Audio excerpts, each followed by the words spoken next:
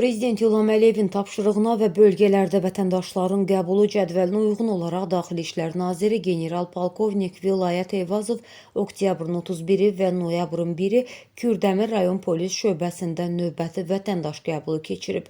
Nazir əvvəlcə Kürdəmir rayonunda Heydər Əliyevin abidəsini ziyarət edərək əziz xatirəsini böyük hörmət və ehtiramla yad edib.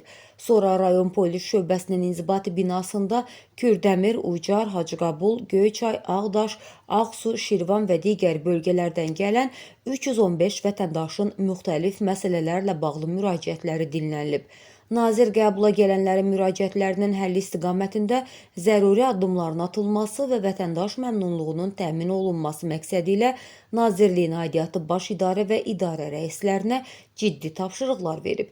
Müraciətlərin mütləq əksəriyyəti yerindəcə öz həllini tapıb, digərləri nəzarətə götürülüb. Səfər çərçivəsində Vilayət Eyvazov polis və daxili qoşunlarda xidmət etməyə arzusunda olan gənclərin sıra baxışını keçirib. Vətən müharibəsinin 14 iştirakçısının da qatıldığı sıra baxışında xidmətə qəbulun şərtlərinə uyğun gələn 163 nəfər seçim turunun növbəti mərhələsinə buraxılıb.